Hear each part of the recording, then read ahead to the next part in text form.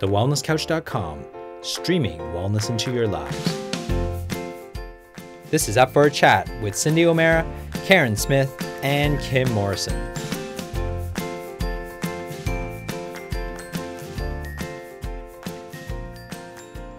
Here we are, up for a chat about the hottest topics that are important to you, inspiring you to awaken the change within.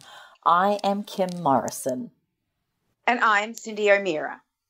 And today we have an amazing guest. Kim and I were in Brisbane together this weekend. Kim was speaking.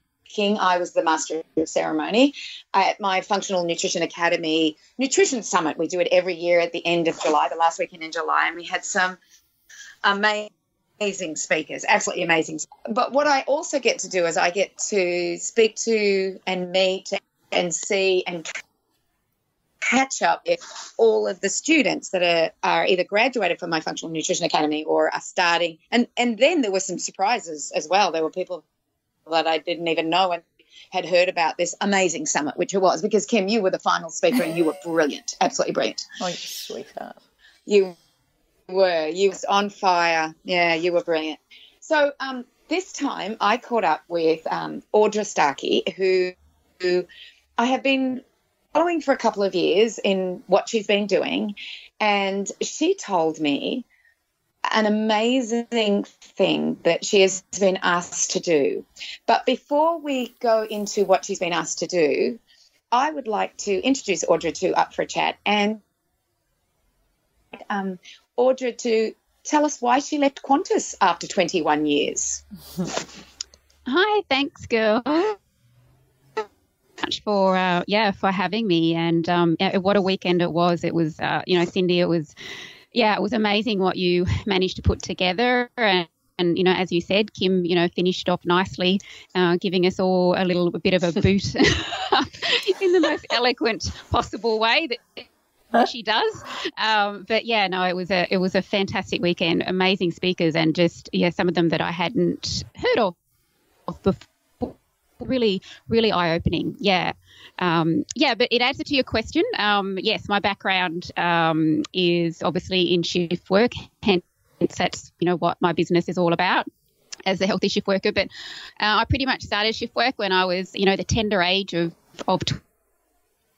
and I walked away from it when I was 43, and that was all working in the aviation industry. I worked for 3 different airlines. I started one called Eva Air, which is a Taiwanese airline, and then I moved across to Ansett Australia. I was with them for 7 years, and unfortunately that collapsed in 2001. That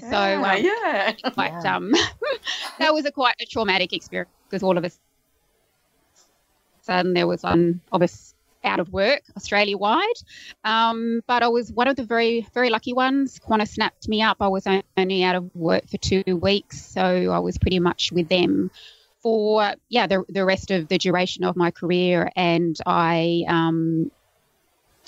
accepted a voluntary redundancy. I put my hand up for a voluntary redundancy at the end of 2014, and I guess then I went and studied full-time, but I had previously started doing a science degree majoring in nutritional medicine while I was still at Qantas, because I always had an interest in nutrition, I suppose, but I had a couple of epiphany moments when I was working at Qantas, but the big one was when I was delivering a training course, because I was actually a trainer for Qantas, and it was ground staff. I worked at the airport, domestic and international, so all kind of weird and wacky hours, starting at 3 a.m. or finishing at midday, or starting at midday and finishing 8 o'clock at night, or starting at 8:30 at night and going all through to 4:30 in the morning, thanks to the strange departure times that the international flight. So I've kind of pretty much worked the 24/7 lifestyle, but I was delivering a training class one day, and I had a girl arrive late into my class. She was one of those very bright and effervescent personalities. I could probably say to Sat Smith, she's not even on this podcast, so she can't defend herself. But she's those people that you would sort of be able to hear before you see her, and a beautiful, vibrant girl. But she came in quite late to my class, and and she sort of sat at the back and apologised that she was really late. But what kind of caught my eye was in her hand was a hamburger donut and a soft drink. But it was only 9 a.m. And I thought, that's interesting. And I just Are you saying that was Karen? No, a bright personality person like Karen Smith. Oh, okay. Yes. Hilarious. I was too. Not Karen Smith, but Karen Smith. Although I did meet Karen Smith while I was actually. That's a different subject all over again. It's amazing how paths cross. But this other lady was just sitting down the back, and she had the hamburger donut and soft drink in her hand, and it was just very polite and sort of just jokingly said to her, "Oh, that's an interesting kind of choice for breakfast." And her response to me was, "Well, I've been up sitting. I'm in need of some sustenance." And I thought, there's something not quite right with that sentence. A hamburger donut and sustenance. So it really was a bit of a defining moment for me, because I basically know more. I wanted to learn more, I guess, and deepen my understanding of nutrition, and more specifically how and well-being of shift workers in order so that I could then help them. So that pretty well much set me on the path to study nutrition. I guess it's just been this one, step from there. It's amazing. In goodness, Audra, because I actually don't know anybody who's out there doing what you're doing. I really don't. Who is out there looking after the shift workers? And you are very holistic in the way you're looking after them. You're not only looking at the food that they can, it's a whole lifestyle. So you're one of my graduates, and but you did graduate from Endeavour College, which is a Australia-wide nutritional medical degree, and then you came and did my course. So tell me, doing since you graduated nutrition, what I know you write a blog, I know you do podcasts, but let's go step by step on how you created this amazing business and what you're doing.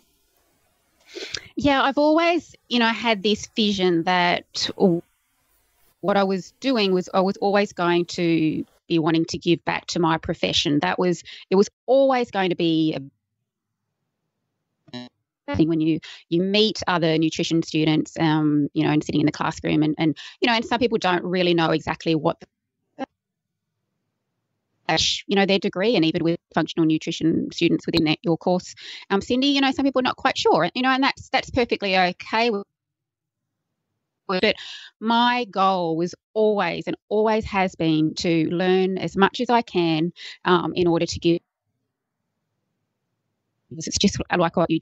I think that no one is doing this, and it was also one of the reasons why I guess I concentrated as much as I absolutely loved my job as a trader at Qantas, and I say that like my hand on a heart, obviously helping my colleagues, being able to give them the tools to be able to help themselves work, their job better. But as much as it was great delivering the training programs, it was like, but they need more. They need, we need some help and guidance on how to actually cope with working shift work, because it's not back to when I started shift work ago. I had, we got nothing, and it was all just about trying to survive. When I up to work in the airline industry, it was more answer where my shift work career began. I had no idea it was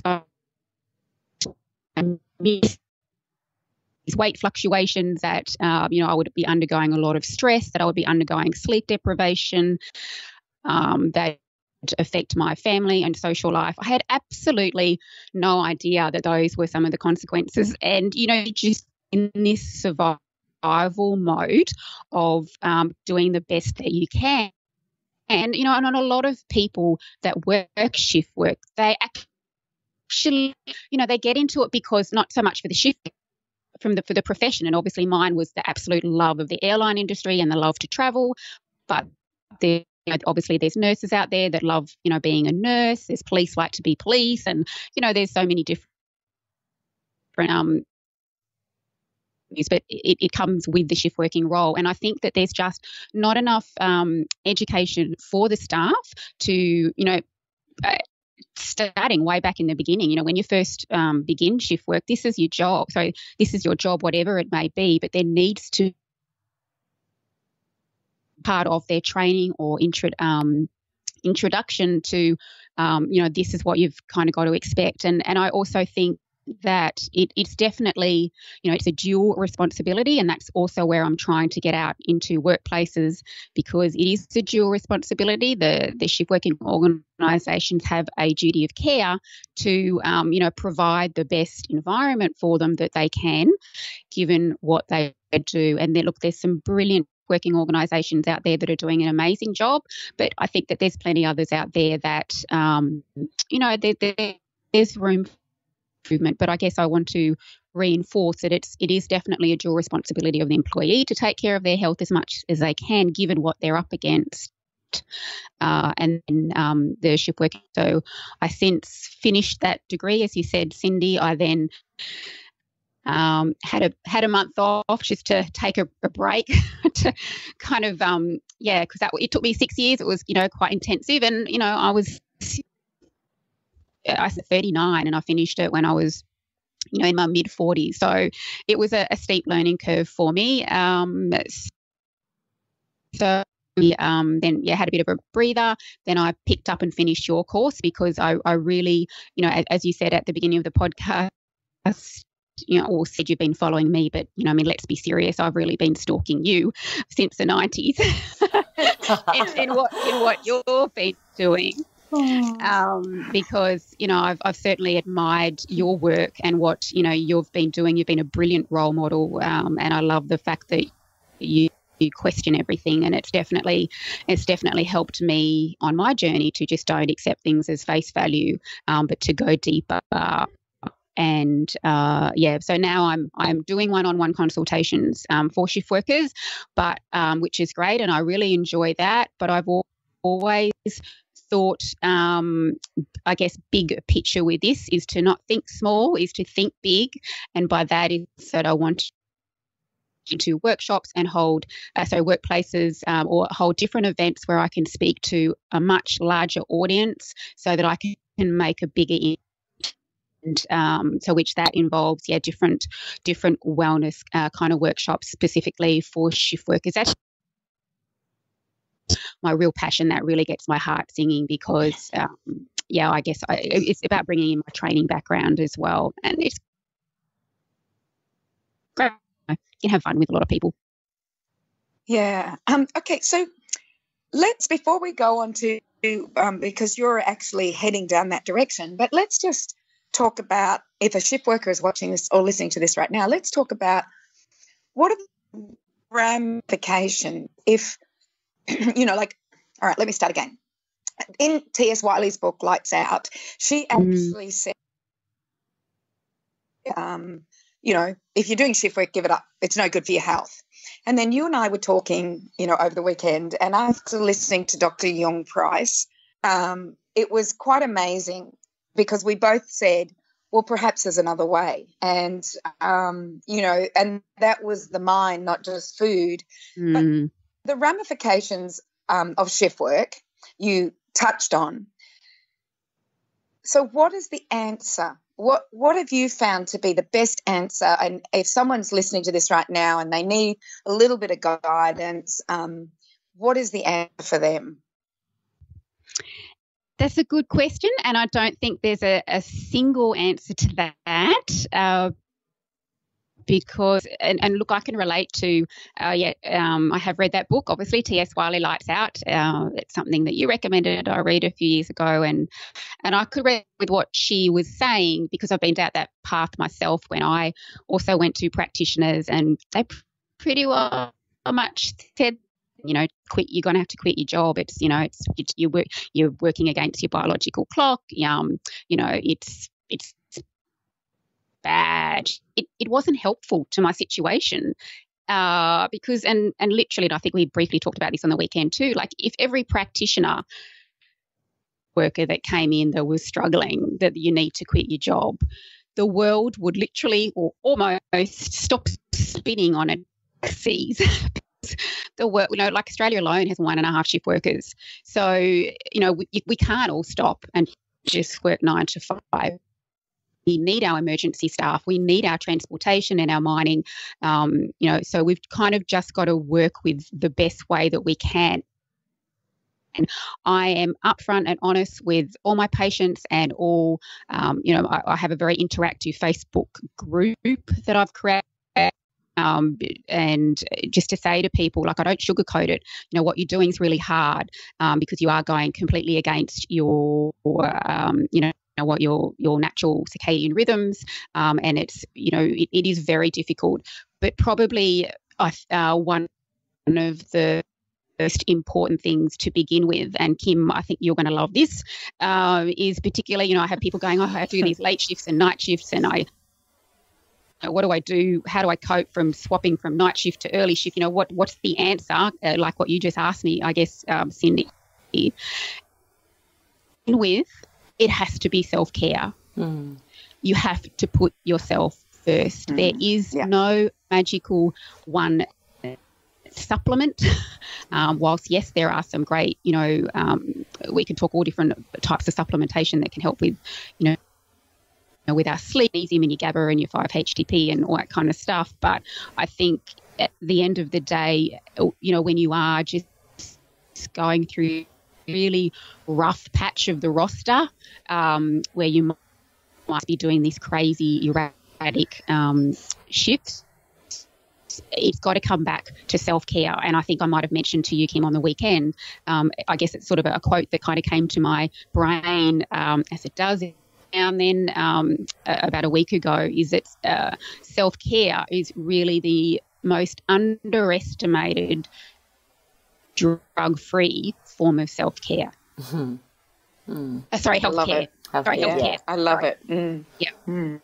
And I think people really underestimate its worth, and it's almost a word like organic or natural or even essential oils these days. Self-care gets bandying around and everybody goes, yeah, self-care, and even self-love, it's almost too woo-woo.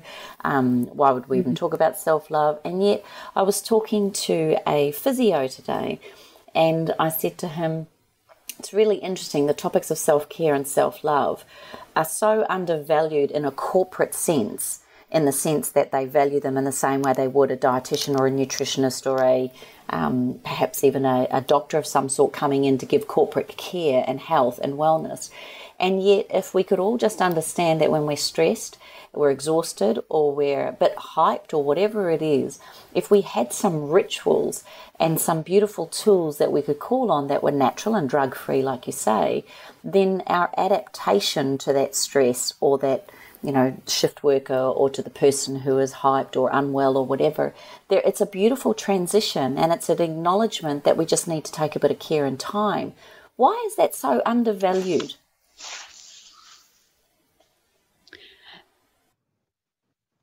I think it's hard for us to do. I think we can probably all, put up our hand and sort of say that, self-care is not easy to do because we feel guilty doing it. We feel like we should be doing a million other things.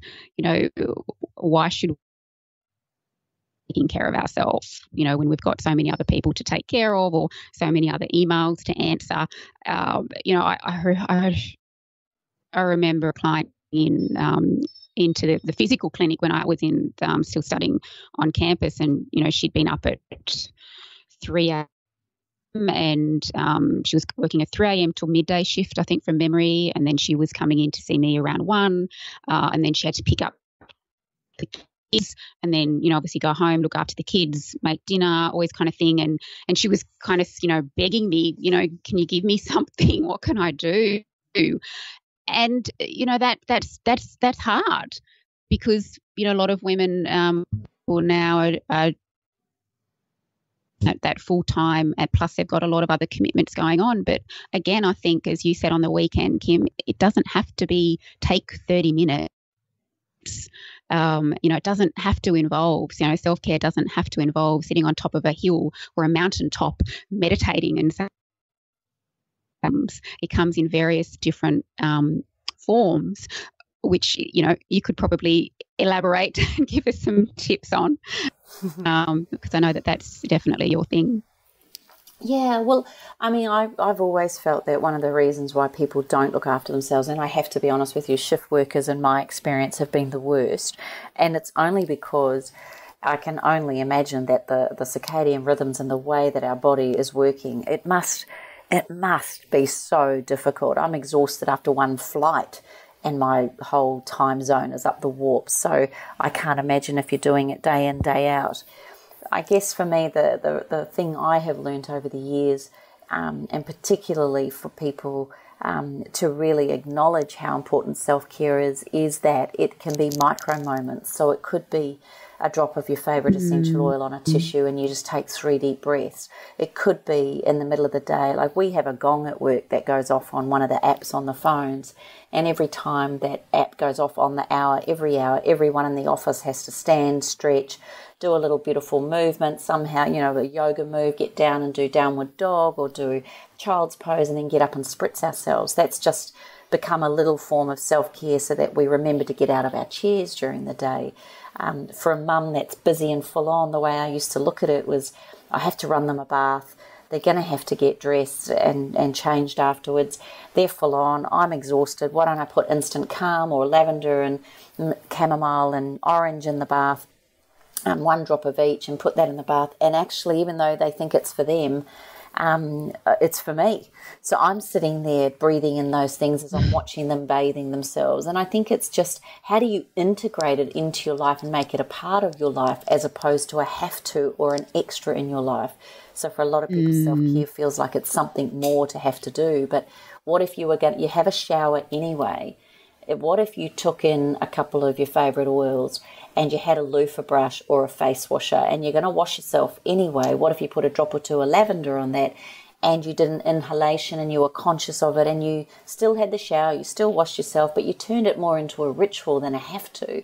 That's how I've taught it, so that it's easy. Self-care shouldn't be hard.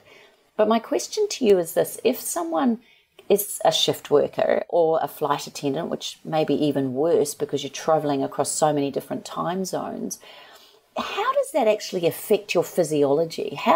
What are the long-term effects of shift workers? Has there been a lot of research in this area, and what are the long-term problems associated to it, and are there people that do it better than others? Yes. There's definitely, a lot of ramifications to it. And I suppose that's what's really kind of set me up even more is when I was at uni. As a part of uni, I had to really start, obviously I had to do assignments on things, but I would always flick it over to kind of, how can I shift work this assignment? Much to my lecturers probably going, oh, here comes another one from Audra on shift work health. But I noticed that there was always this common theme and element that would come up with people that work shift work in the research, that yes, we are prone to things like a lot of metabolic dysfunction. So things like, obesity, insulin resistance, type 2 diabetes and cardiovascular disease are probably the 3, big ones that are quite prevalent with shift workers. Gastro, in particular, I get peptic ulcer disease. There was a fair bit of research that came up about that.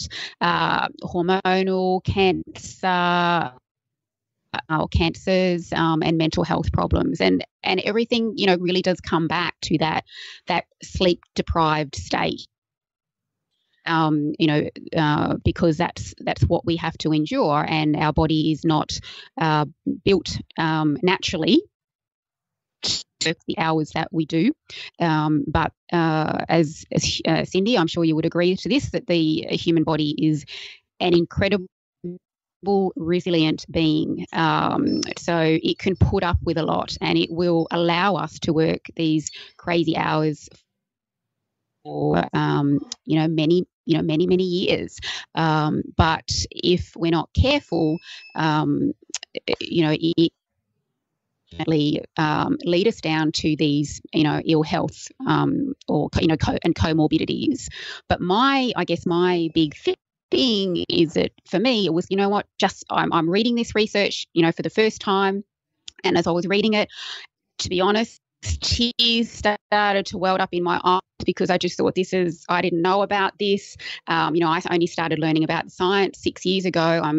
My background in shift work, but it was not in science, and I'm from aviation. There was no need for me to read these research articles, but now that I am, and now that it's like, okay, this is really quite upsetting. And then I moved to a point of frustration, and then almost to a point of anger, going, okay, this is all well and good. It's in the research. I need to get this out to the people that need to know it the most, because it's great that they're doing this research and all these academics are reading it, but the shift workers need to know this. They need to know that that due to the hours, their body is under a lot of biological stress, and it with that also changes our behaviour at that sort of fight or flight, sympathetic dominant state all the time. We're in that tired and wired, and there goes the flow-on effect to the poor eating habits and so forth. But what I really want to, I guess, impart with everyone is to kind of create this. Are vulnerable, but it doesn't mean develop these cardiovascular diseases or be weight, because if we keep and I keep reading shift workers are prone to obesity. It's like, well, okay, but just because you do shift work doesn't mean that you're going to become overweight, because if that was the case, then every shift worker would be overweight, and that's not the case. So I guess what I'm trying to do is to help educate shift workers, to help them to understand more that what's going on, so that they can then make their own, hopefully, better decisions that will help them to not become one of these statistics. Because I guess that's what one of my number one goals is, to reduce these statistics that I kept reading about, and because I was blissfully unaware of it, and had I known about all this stuff when I first started shift work, I know I would have made a lot of different choices and decisions, because I put my hand up. I ate crap food for years, and no exercise, and I was just trying to do the best that I could. But had I known that there was perhaps these ramifications, then yes, I personally, we can't, it's like smoking. We all know that smoking's bad for us, but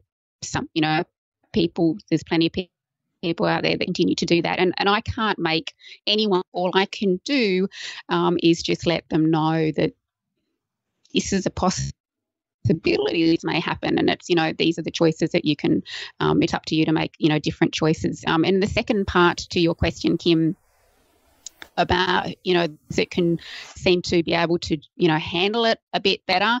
On my podcast, I've interviewed various experts on all different types of areas that I think is quite relevant for shift workers. And Cindy, obviously you've been on as well, from a nutritionist perspective. But what I've always wanted to do, and I have done and I will continue to do, is to invite other shift workers on the podcast, because I am just one little shift worker that has a one view or one angle of what it's like to work shift work, and that's aviation on the ground. I don't know what it's like to be a pilot, a flight attendant, a policeman, an ambulance, an AMBO, a train driver. So I've kind of seeked out to speak to different people that have worked in areas of their shift working career. And one guy in particular that stands out is a gentleman that I spoke to,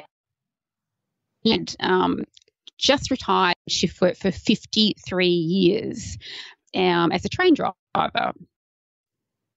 And I asked him, how the hell did you do that? Like, seriously. And he said he loved his job. He absolutely loved his job. And I think, Marcus Pearce would sort of here on that, that life purpose and, and loving what you do kind of thing. And that was very much him. But he also was very careful, what he ate and so forth. He looked after himself the best that he could, but he definitely, he just loved what he did, and he just had this amazing, beautiful mindset. I loved talking to him. Jim Ward was his name. And also what blew me away is that he actually had a fellow colleague that was also a train driver, but he retired after working shift work for 68 years. Mm-hmm. He was 83 or something, I think. And again, the same thing. I'm yet to get him interviewed.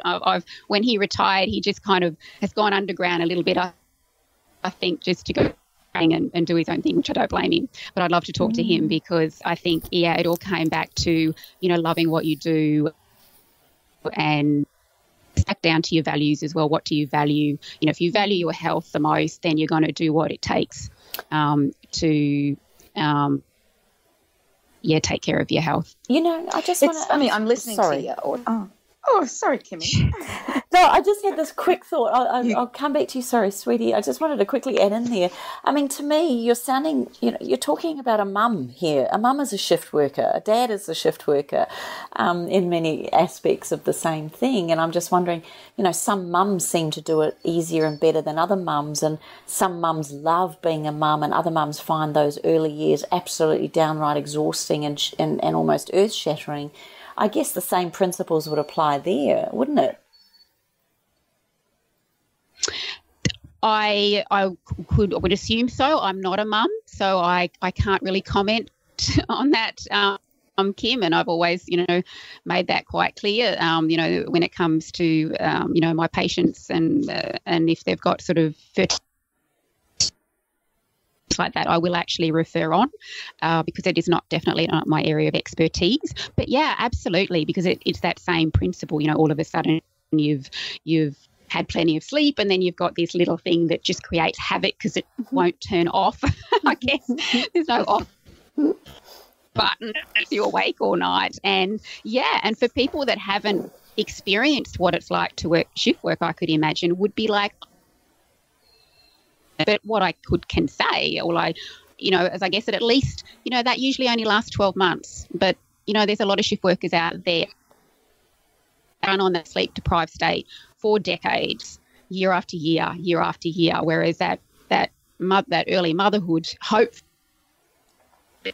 hopefully, you both can probably speak well, more from more experience on this than I can, that's for sure, that does pass and you do get your sleep back at some point. Yeah. As you were talking, I got the same thing as what Kim said. Kim said this would be mothers, and my thoughts were it's the same across society. Yes. It doesn't matter what you are doing. If you do not look after yourself and you don't do it well and you're not educated in order to do this, then the morbidity rate or mortality rate increase, especially if you're doing, like that young girl that came into your, into your training, and she was having a donut, a hamburger, and, a strength. So it is all about awareness and education. And for you, Audrey, you didn't have someone to educate you and teach you. And that's why I think what you are doing is just the best thing, because if shift workers that they can decrease the morbidity and mortality of the so-called typical, then, well, you'd think that they're going to do it. But you know what? There's going to be a percentage that are going to go, I don't care.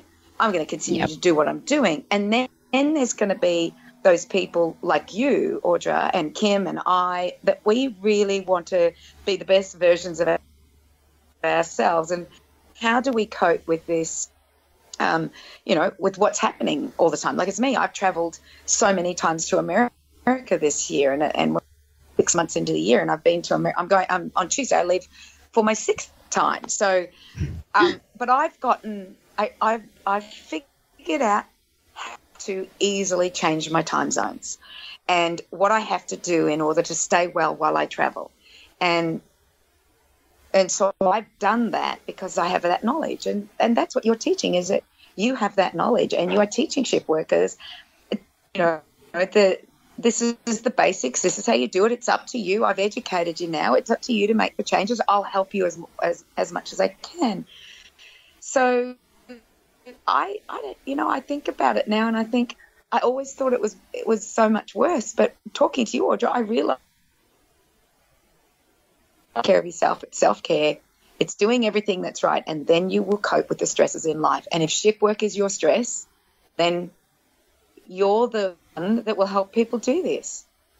Yeah, it's just a realization that I've really just had. Yeah.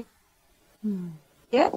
Yeah, and look, there's a lot of people out there that actually do, genuinely, love working shift work too, Cindy, and they would never, want to work 9 to 5.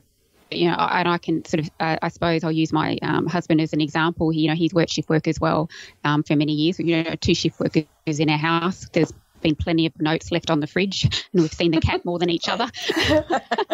Funny. But he did a stint there, where he worked, in the office Monday to Friday, and, just having weekends off. And it just, as much as he loved that opportunity, it kind of drove him a little nuts, because, he enjoyed having, the time off during the week when, 50,000 other people aren't, off together at the weekend. And that's got also something that I like to instill in people, just to remember to also focus on all the good stuff about working shift work, because you can focus on, all the negatives, but there is so many other positives, to working it. And there's a lot of people out there that have, made it work quite well for their family dynamics, where, someone might night shift, but then be able to be at home in time to take the kids to school while the other parent goes off to work and sleep. And, they just find a way to make it work. And, and I remember this one particular couple, their mate for that, and they also, they've done it pretty much since the birth of their children, was that they didn't want to put their kids in childcare. So they kind of figured out way how that they could do it, and they have absolutely no regrets at all for it. They actually managed to work it out quite well. Tell me what you do on your podcast. Like, tell me the kind of guests that you have, and tell us about your podcast and how other ways that you're getting these messages out there. Yeah, I mean, look, I started the podcast because, again, I've always had that bigger vision of an impact and wanting to reach more people, because, as I said, I'm just this one little shift worker in Brisbane, Queensland, and I've been writing on my blog since 2009, so I've been doing that for quite a long time. Cindy knows I've been writing a book, which is taking me forever. Good. It's, so there's a lot of writing involved, and then I was, writing at uni and stuff, and I just of a different avenue to speak, because we're all different type of learners, and also to have that greater reach. And I know, like on my Facebook page alone, it's very humbling. I've got quite a reasonably big following, and I know that they're from 45 different countries around the world, which is great. So I've managed to impact them that way. But I've also had plenty of messages from people overseas, in London and New York, saying hi, or try listen to your podcast. I love what you do, and that's like, okay, it's working. I know I'm starting to make that that impact. And so I've interviewed, as I might have mentioned before, Kim, that have interviewed quite a few different shift workers just to get their perspective on things. I've also interviewed sleep experts like Dr. Carmel Harrington, who has published a great book called The Sleep Diet. She's got a PhD in sleep medicine, so I knew I had to lock her in. I've also spoken to a Dr. Katrina Hurley. She's based over in Canada. She's a emergency medicine doctor, but also a shift worker, and she kind of reached out to me and said, I'm happy to chat to share my 2 cents perspective, I suppose. And I've also had another lady who is got a PhD in psychology, I think, but her speciality, she's based in Vancouver. She has a lot to do with mental health and well-being, and that is definitely a very not talked about enough subject on how the sleep-deprived state on our mental health and well-being. It also disrupts our gut microbes, and we know that there's that bidirectional on, but there's that impact of the social isolation potentially as a shift worker too, so that can actually get impact on our mental health and well-being, definitely. So yeah, I've spoken to her, different other chiropractors and nutritionists. One of my ex-lecturers, Dr. Manuela Boyle, who again I just have so much respect and admiration for this lady. She's just opened her, I think, 4th, she's a naturopath, but she specialises in integrative oncology. And she's just opened up, I think, her 4th cancer clinic that specialises in naturopathic things in Sri Lanka. And she's been a great role model for me as well. I have so much, she's even, earlier in the year she'd even contacted me to offer me a position to work over there, which is very blown off that. So it was a very tough decision to actually amazing opportunity. As it sound actually a bit it's corny, but I knew that if I would take on something like amazing as opportunity it would have been, my main concern is, well, if I stop what I'm doing, who's going to look after the shift workers, because no one else is. Yeah. So I had to kind of make that sort of call. I don't know if it was the right one, but we'll kind of see. But all sorts of different Dr. Amy Reynolds is doing a study over in Adelaide on the gut microbiome, sleep disruption and obesity. Bit of a link there and research that they're doing. So an array of different topics for people to tune into.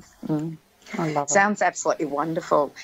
Now, a question for you. So Kim and I have some friends, and I swim with quite a few. Yeah, we do have friends. I swim with quite a few that are shift workers. And they're all emergency care doctors or medical doctors, and they do this shift work where they go, oh, I'm on night shift, oh, I'm on day shift, oh, I'm on afternoon shift. So I have a question for you. Would it be better that you just stayed on the same shift instead of switching from nights to mornings to – I understand days, I get that. But is there any research out there about instead of moving the shifts around, why not just stay on the shift? Not just be on night shift, 4 nights on, 4 nights off. Is there any research on this? Definitely. There's definitely plenty of research out there, and the answer to that is that yes, it's definitely much better for you to as not pleasant as night shift is, it is at least allowing your body to kind of get into that consistent routine, because it's that continual flicking around from night shift to early shift, or we are human beings. We are not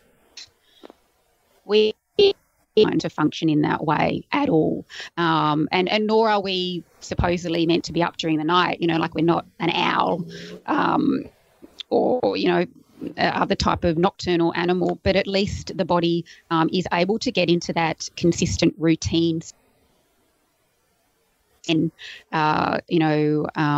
recover so much better. And but I do I work with night shifters, and a lot of what I do, and this also was something that I learnt when I was in the student clinic to begin with, is that I would, obviously as a nutritionist, we're going through and asking people, what they're eating. And I would find some, shift workers actually eating quite well, but they're still, they're overweight and they're struggling with, losing weight and so forth. And that's where I've done or started to do a lot more research, or set me down the path of learning more about chrononutrition, which is essentially studying impact nutrition has on our metabolism via our internal body clock, and so include like meal regularity, or in the case of a shift worker, it's meal irregularity, frequency and clock time. Because when we're eating, and basically what I'm trying to instill in my patients is that you have to really try and eat as close to a normal person's time as possible to help reduce those metabolic risk factors, because our many of our nutritionally related metabolic processes in the body follow that natural daily rhythm, such as our appetite, digestion, metabolism of fat, cholesterol, glucose. It's all, we are, and this is something that I'm trying to kind of put it into easy terms so people understand. We are essentially walking clocks. We have all these genes going throughout our body, from the and it begins, obviously, our circadian clock begins in our suprachiasmatic nucleus, and then we've got all our clock genes throughout our body, but that includes, in our pancreas and our digestive system eating during the night. That is, that can cause a bit of havoc. So just altering that time that we eat, regardless of what it actually may be, although, given consideration, it can really greatly affect, the body weight. And the weight is a huge thing that a lot of shift workers. So I'm very much trying to help with that. And obviously, as I mentioned earlier, that one of the three big things that shift workers struggle with, and the research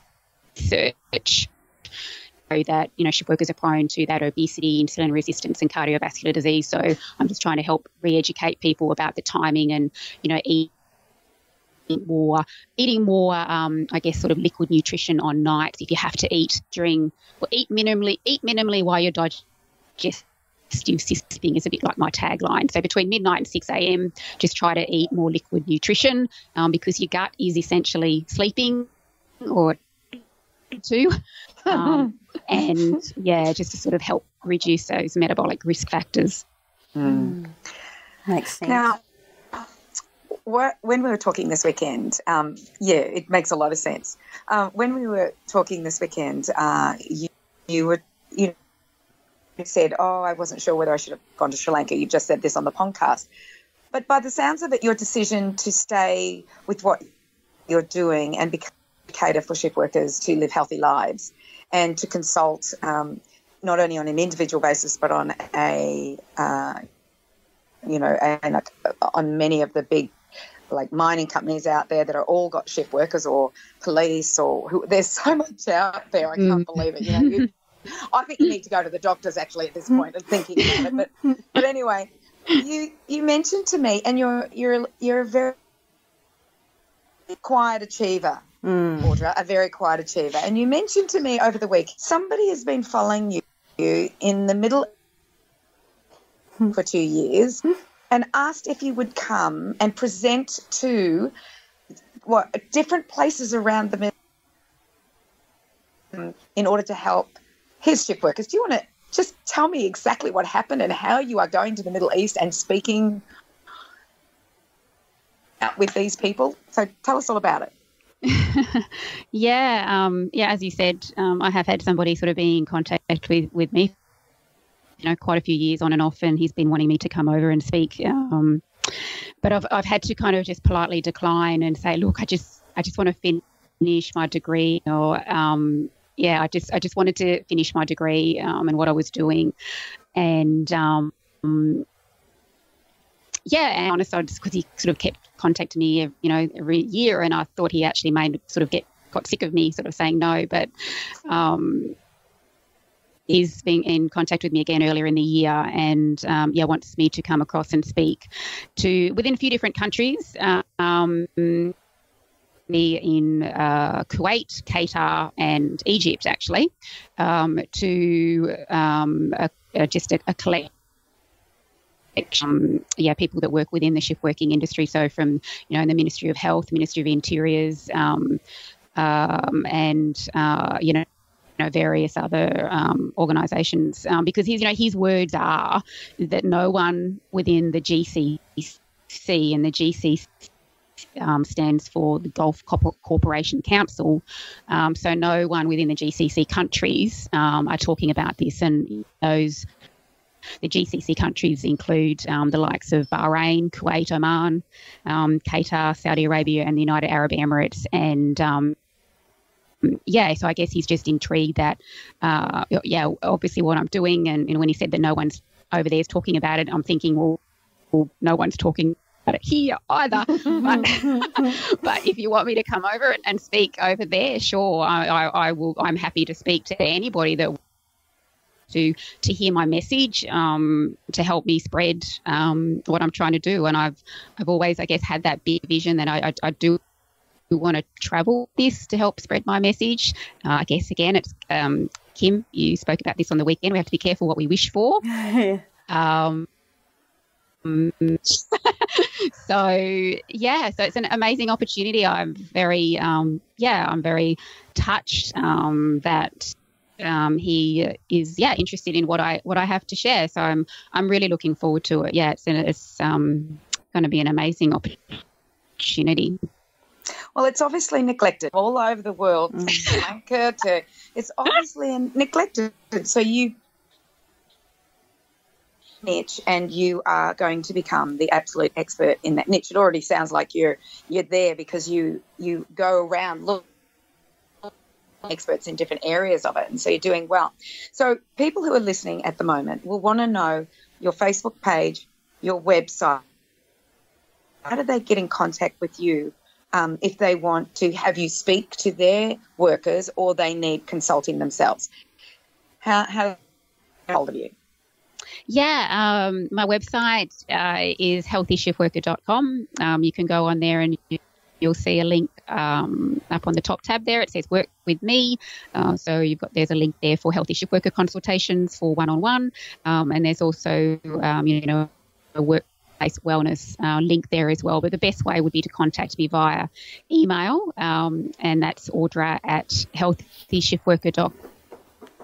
And then we can sort of chat, because it depends on, your work environment, how many people are involved, where you are exactly. Obviously, we can like to fine tune what it is that, they're needing in their workplace. And if I can sort of get to you, but I'm happy to travel. As I said, this is something that I very much want to, come on the road to do.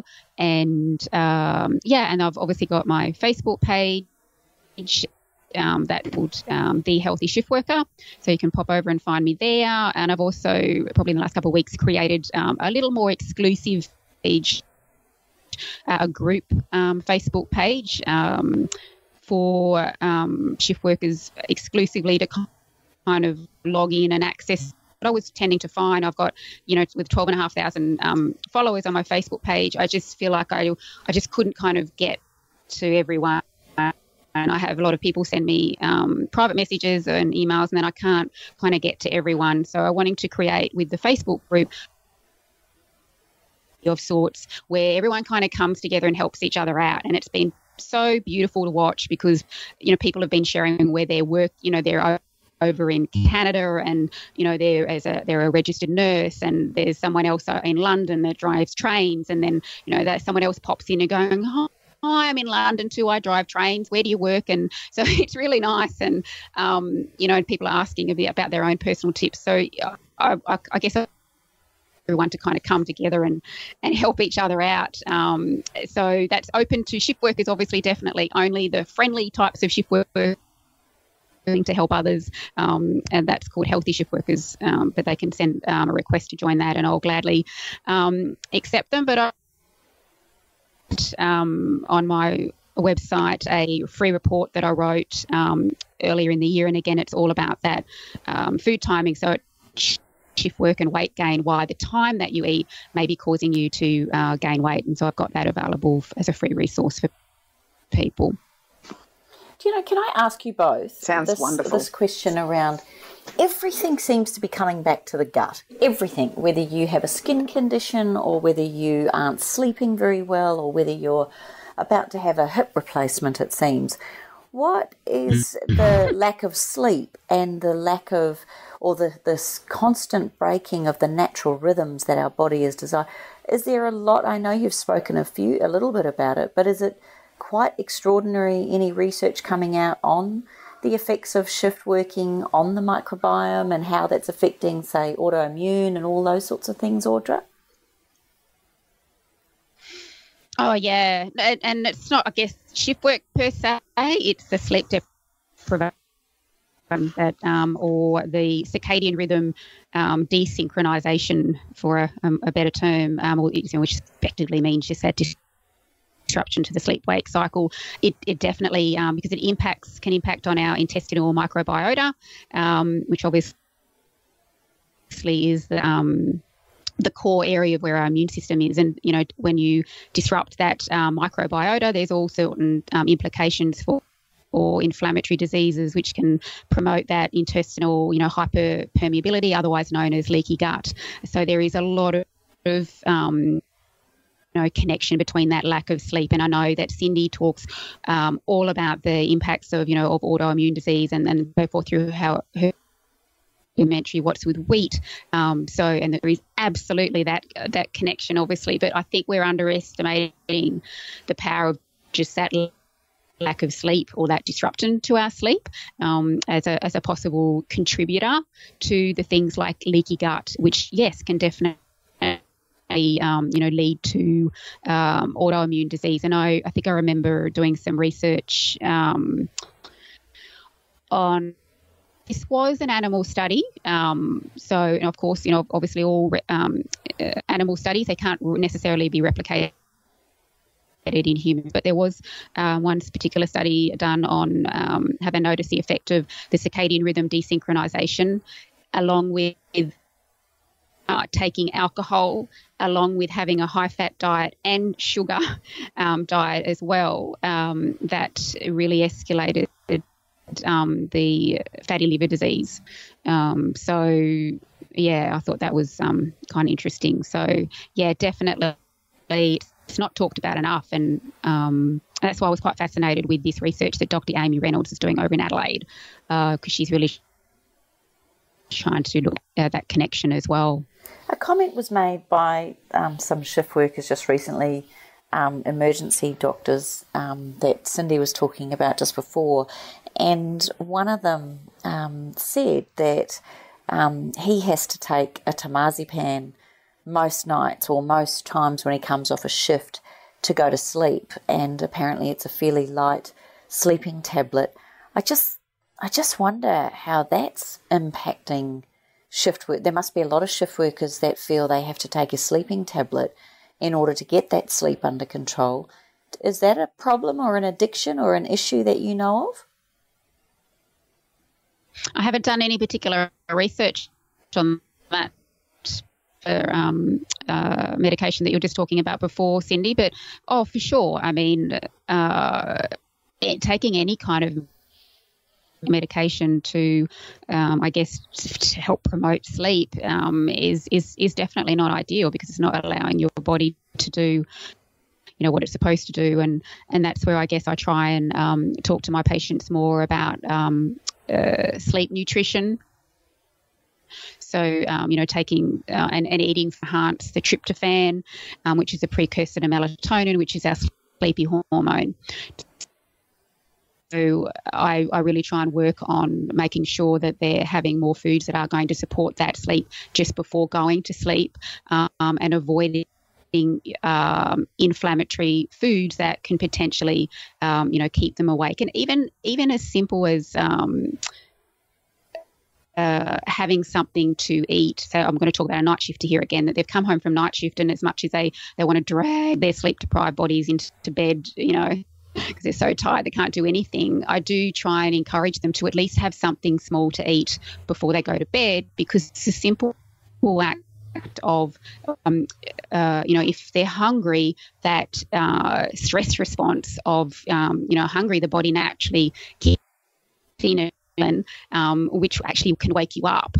So because you're hungry, it's that normal natural survival instinct that the human body is trying to do. So at least by very small to eat will actually help you to sleep. But again, it's choosing the right kind of foods that are going to help to encourage, that sleep, like, high GI foods like, rice and so forth can actually help with their uptake of tryptophan into the brain. Tart cherry juice, which is high in melatonin, can help. Kiwi fruit, bananas. There's a great banana magnesium tea, which I got off Dr. Michael Bruce.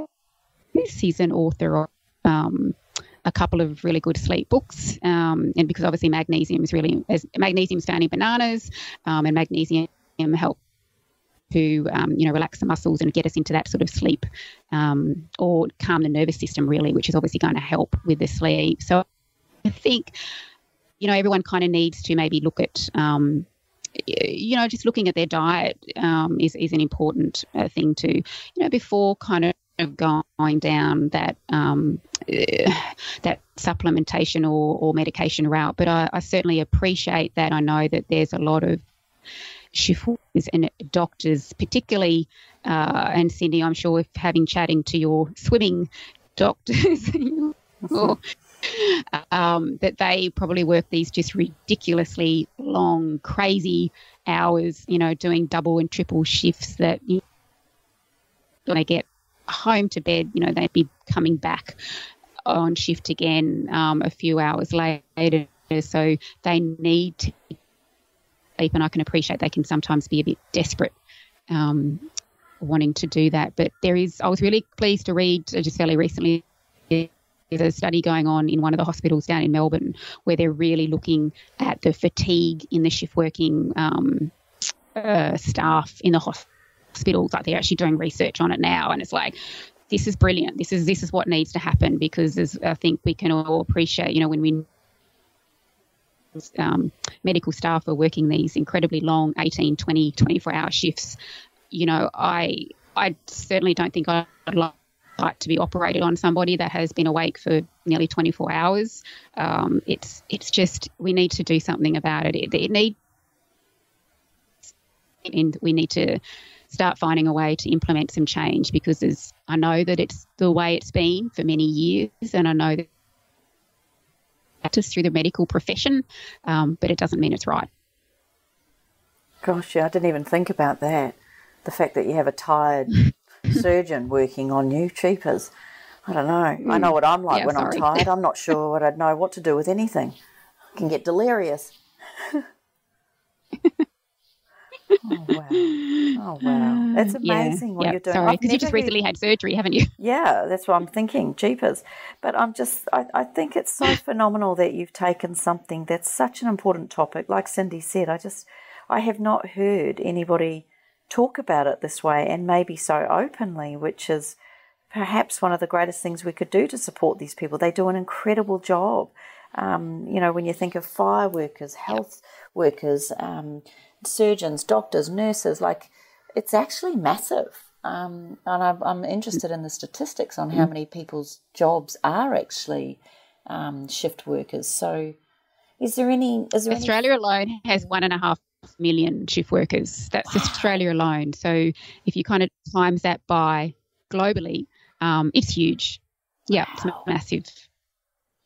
Wow. Have you got any final comments or anything at all you'd like to say, either to shift workers listening to this or to our Up for a Chatter listener that knows shift workers? Is there anything else you'd like to share with us? I guess, what I'm doing is very much, and I think, Kim, you touched on this at the event, it's all about understanding our why. And why I'm doing this. This is very personal for obvious reasons. I've endured shift work myself for 2 decades, and I struggled with getting any help, and I found that there was no one out there helping anyone. And it's why I've been writing my book slowly, steady, chipping away, because I write it from that you're not alone. I don't want you to feel alone, that there is someone out there that does get you, and that I'm doing the best that I can. And I'm very much on a mission to create more of awareness of the vulnerability and how incredibly hard it is to work. But I just hang in there. You're doing an amazing job, as what you just said. A lot of the workers out there are in that role where they are giving back to people. They are carers. They save people's lives. And I think there's not enough credit and recognition for what they do. While everyone's sound asleep in bed, we're getting up at ridiculous o'clock, and there's not enough recognition to that. And again, I think big, I dream big, and one of my visions is, if there's any visions out there listening, is that I'd love to create an international day for shift workers, because we have an international chocolate day. I figure let's create an international Why don't you day just for shift start workers it as well, and recognise Why don't you just an amazing create thing one? to do. So We could create it, Yeah, and we could all just get on the bandwagon. We just start our own. You start it. that's true. I guess I'll do that. Yeah. I reckon. The idea. No. I'll have to make National Chocolate Day. Maybe it starts at 2 a.m. in the morning. Yeah. Oh my gosh. Yeah. You're amazing. Yeah. And you are phenomenal. The study you've done and your mind, I'm always in awe of people who put a lot of effort and energy into studying, particularly the science side of things. And I've been blown away, Audra. I wasn't aware of all the study you had done, and I think that's what makes this even more profound. And I guess the people that are always looking for evidence-based research, then to have you at the helm of an organisation and a group like this would give a lot of security and a lot of absolute volition to the whole project and the whole thing. And I know on behalf of Cindy, Karen and I, we really do wish you the best of everything. And I sincerely think that 12,000 on Facebook within the next 6 months will be quadrupled, I can assure you. So if anybody out there does have a shift worker that they know that is trying to be as healthy as they would like, or they're looking for ways to support themselves to be better or to give it the best that they can, then I absolutely encourage you to go to, it's the Healthy Shift Worker on Facebook, isn't it? And then my main website's healthyshiftworker.com. I love it. Look, Audra, thank you on behalf of us girls. We absolutely have loved this, and I'm sure our listeners have been just as inspired as we have. And I do think a shift worker includes you mama bears and papa bears out there, because often the hardest thing about that is that the shift can, you don't get your actual day, afternoon or night shift. You're actually on call 24/7. So I absolutely sincerely believe that particularly perhaps children under the age of 5, any parents in that category, I would certainly put you in this, or the parents of caregivers, that are caregivers for children with needs. So please, the information that Audra is sharing and a lot of the links that she puts onto the Facebook page and into the website are incredible reads. And because she is so focused on it, I think it just gives you even more clarity. You don't have to go through all of the pages or go through all the research. You'll know that Audra has already done that for you. So thank you, sweetheart. Thank you. You're welcome. Thank you very, very much for having me on for the Chat podcast. As I said before, I'm very inspired by both what you two have achieved over the years as well, and you've become great.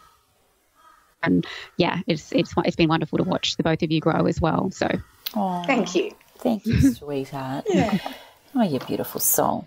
So there you go, beautiful listeners. The amazing Audra Starkey on our beautiful Up for a Chat Facebook. If you've got any comments or would like to give any feedback or let Audra know how amazing she is, then please go to all the W's, www.thewellnesscouch.com/up for a chat, and you can place comments there, or you can go to the Facebook page, or the W's facebook.com/up for a chat. Now, remember, we do still have a couple of spots available for New Zealand. I know that that's going to be closing very soon, and I know there's a couple of you that are texting and emailing us, flirting with the idea of trekking for 12 days with us in New Zealand through some of the most untouched and the most beautiful parts of New Zealand you could ever imagine. And my gosh, with Karen involved, I can assure you there's a lot of luxury involved in there too. And also, I think we have about 4 spots left for Africa, which is next year. And when I see the photos coming up of Africa with elephants walking through a luxury campsite and up close and personal with giraffes and rhinoceroses, and I don't know about you, Cindy, but I'm getting so excited about those 2 trips. I'm really looking forward to it. I knew you would be. So remember to go to awakenthechangewithin.com if you want to have a look at the full itineraries there. So look, guys, take good care. Please go on making a difference in the world out there, every single one of you, and let's continue to be part of the ripple effect that's changing the world. We look forward to seeing you next week at the same time. Take care. This has been a production of TheWellnessCouch.com. Check us out on Facebook and join in the conversation on Facebook.com/TheWellnessCouch. Subscribe to each show on iTunes and check us out on Twitter. The Wellness Couch, streaming wellness into your lives.